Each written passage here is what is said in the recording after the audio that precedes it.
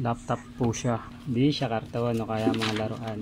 Po, dumating na yung order nating laptop sa Laptop PH.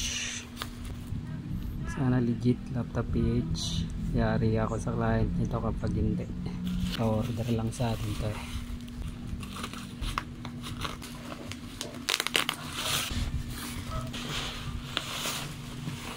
So yun yung balik nya, packaging, laptop, ganda ng pagkakabalik, nakabox pa. Yung first check natin dito is ang laptop. Yan. So laptop po siya. So check, hindi siya karton. Hindi siya karton o kaya mga laruan. So ito po yung after sales service nila. Diyan yung mga gusto nilang sabihin sa'yo. Saan na lang. So ito yung laptop.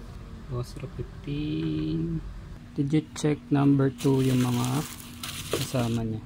So may mouse pad, laptop bag, and cable, mouse, saka yung nakamalaga charger. So digit check number 2, check. Testing natin kung gumagana. Unang adapter. Yun, ilaw. Next, saksak natin. Yun, indicator. Yan, charging siguro yan. Next, power.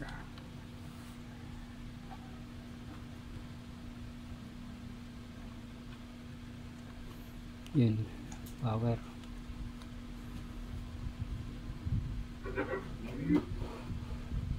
Okay, loading.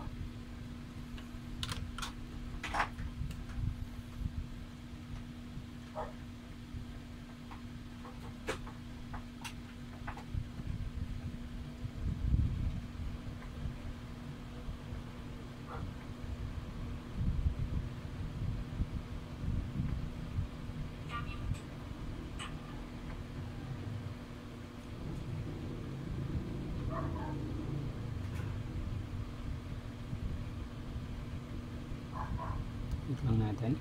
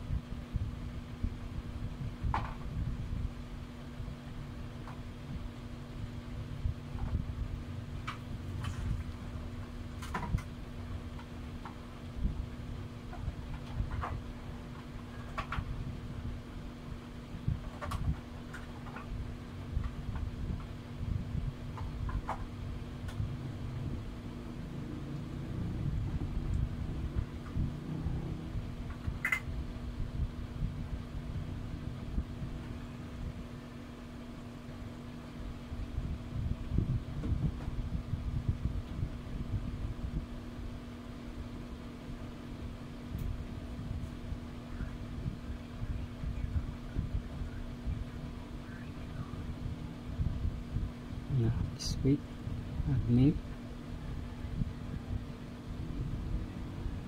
Ano na to? Windows 11.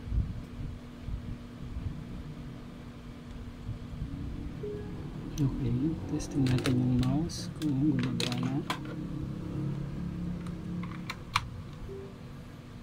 Okay, meron. Charging, gumagana siya. So yan, charging plug-in. Try natin tanggalin yung adapter. So gumagana rin. 93% yung battery. So working yung battery nya. Next na i-check natin is yung mga driver kung na-install ba lahat. So punta lang kayo sa device manager. Kapag may nakita kayo dyang exclamation point, ibig sabihin hindi pa na-install yung driver na yun. So hindi siya gagana ng maayos yung computer kung ano yung function ng device na yun. So dito wala namang exclamation point, so lahat ng device dito meron siyang properly installed na driver. Legit check mo tayo sa mga properties ng laptop. kasi binili natin 8 GB. Tapos Core i3. Tapos yung storage natin is ayan, 240 GB yun. So legit naman. Tapos SSD siya. So okay yung properties base dun sa kung ano yung in-order ko. Check naman natin yung performance ng mga device. So speaker muna tayo, speaker test.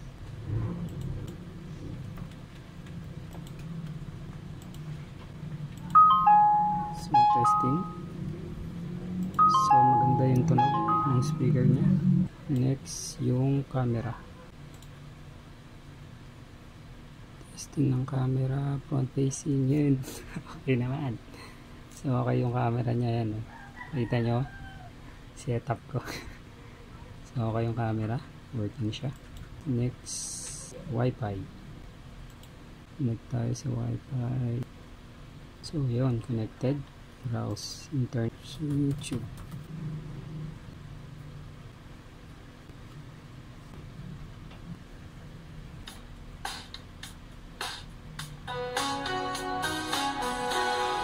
Okay. Yes. Mic check naman tayo. Okay, test mic.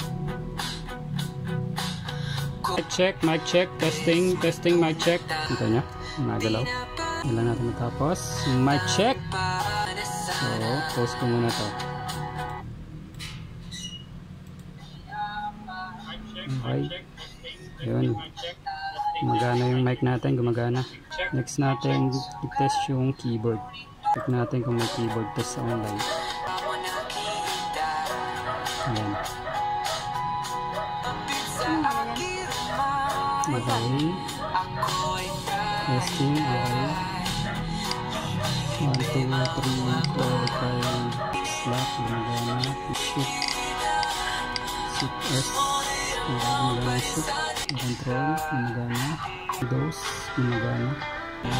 Divide, multiply, minus 7, 1, 2, 3, enter, 0, dot, gumagana naman. F1, F2,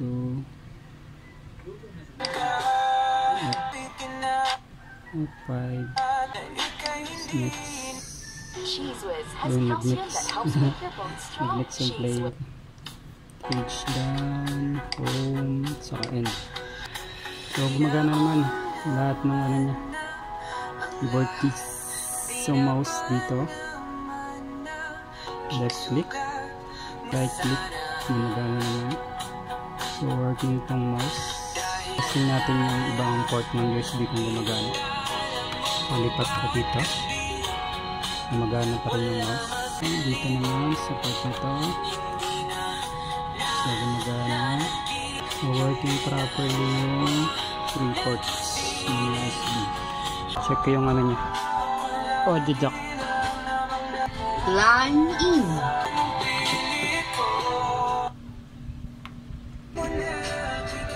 Okay, gumagana. Hirap tanggapin mo na ako kailangan. Left, right, gumagana. So okay. Okay na. So okay yung audio jack. Ipot natin yung card reader. Mula sa simple nagpasulyap-sulyap napapansin sa'yo. Umabot sa palitan ng mga mensahe, kilig na kilig ako. Wait lang ah. Kumusta? Kain na? Hello, magandang umaga. Yun, na-detect niya. So na-detect niya, nag-loading lang. So yan sa HDMI, wala kasi akong HDMI na ano, monitor. So gamit ako nitong HDMI video capture. Setup ko lang. Okay. Tapos setup ko dito OBS ko. Wait lang.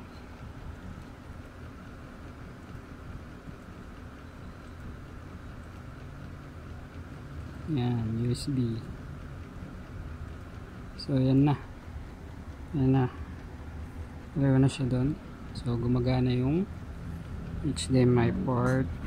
Next natin i-check yung VGA. VGA yung out nito. Testing natin ito. Wala nang mabuti. Yari tayo sa may-ari. Ayan. So mag-out ka ba? Yun. Mag-out. Ayan. So yun, gumagana. So okay yung video out nya. Yan, testingin ko yung LAN port kung gumagana. Ayan yung internet nya. Wala na ako buhayin ko lang internet nitong tatanggalin ko. Be, pera muna ako yun. Yan, nagkaroon na siya ng connection. Test natin dito kung makaka-browse na siya ng internet. Let's put on your sleeping underwear. So, this is just for nap time and at night. Disable yung wifi natin. So gumagana yung LAN nya. Yan, tanggalin ko. Pag tinanggal ko, yan, ganun yung icon nya. Yan, tanggal na siya sa connection. Ulit ako ng CPU sync para ma-check yung mga detalye ng PC. Yan, start ko siya. Ayan yung detalye ng computer. So yung processor niya, Intel Core i3. Meron siyang dual core thread. Tapos yung mainboard natin sa Dell. So yan yung memory niya, DDR4 8GB. Mukhang pwedeng dalawang RAM dito. May slot number. Yung graphic cards niya, Intel HD graphics. Yan, 620. So yan, yun yung spec ng CPU. Close natin. Check naman natin yung SSD. Load ako naman. Install this info. Okay. Next ko may download yung Crystal Dismark. So yan. Doon muna tayo sa Crystal Disinfo. Yung information muna ng SSD. Check natin.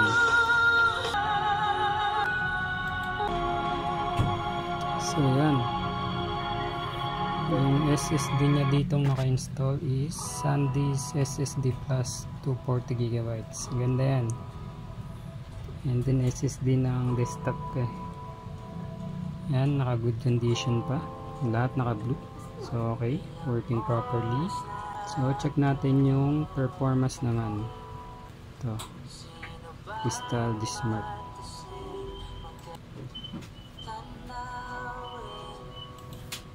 So wait lang natin yung magiging performance niya. Yan, tapos na siya. So yan yung performance niya. Yung performance ng SSD. So security check. Check natin kung merong virus tong computer o yung malicious software na tumatakbo kapag startup. Yung startup nandito yun sa logon. So ayan. So yung nakita ko dito mukhang normal naman. Yan. Itong USB server 32 hindi ko lang sigurado. Pero file not found naman siya. Tapos itong mga to, mga normal na antivirus, speaker. Yan para sa audio. Tapos yan mga normal na itong iba. Yung CMD. Ito yung mga ano niya, mga program. So mukhang okay naman to. So secure naman yung ano natin dito, client. And pansin ko lang ano, bagal ng loading niya sa boot sa restart. Hindi ko sigurado kung saan yung problema, kung sa SSD o sa OS. Ako Windows 11 na kasi yung OS nito, tapos nakabukas, parang new installed ba siya saka new update. Hindi ko lang sigurado kung dahil sa OS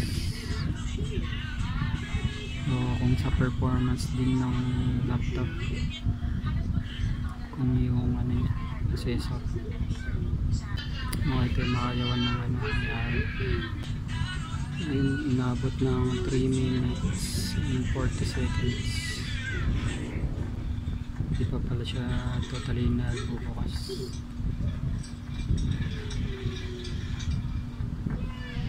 Ayun, so inabot ng 3 minutes 53 seconds yung loading ng boot niya.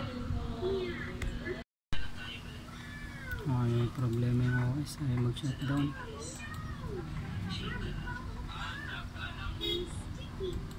Ayun yung mag-shutdown.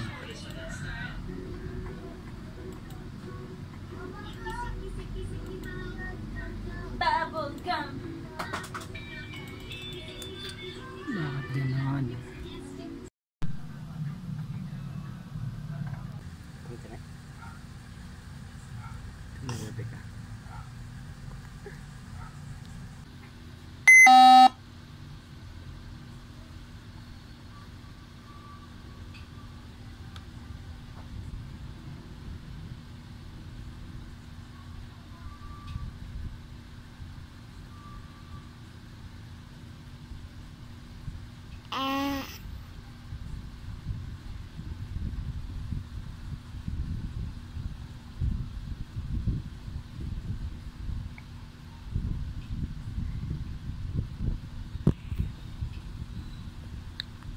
Ganito na.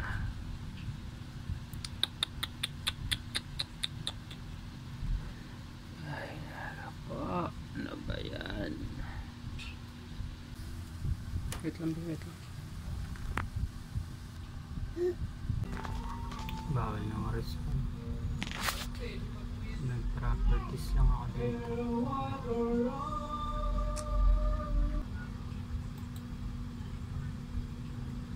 Not-responding.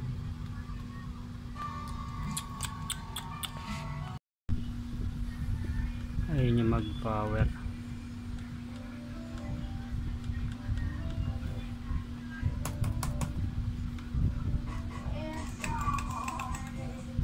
Ayun yung mag-power. Kailangan ko pa siguro tayo din.